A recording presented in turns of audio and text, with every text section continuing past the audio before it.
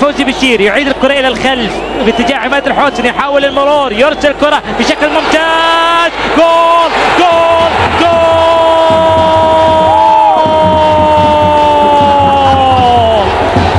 أول أهداف المباراة. تكلم اللاعب حسن ربيع، تكلم حسن ربيع في شوط المباراة الثاني.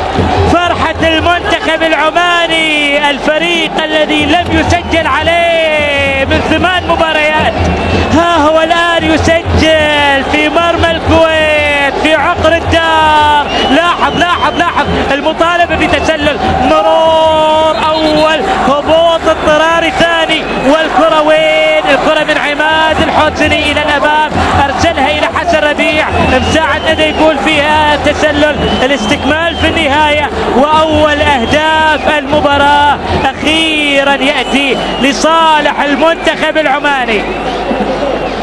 أول أهداف المباراة لصالح المنتخب العماني بعد محاولات مستميتة، خروج نواف الخالدي، وطبعا التغطية الدفاعية لم تكن بالشكل الأمثل. لاحظ هل كان يقف في موقف تسلل؟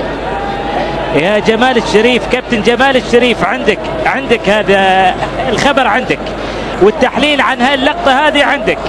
نترك الموضوع للزميل والكابتن جمال الشريف، ولكن الهدف احتسب في النهاية.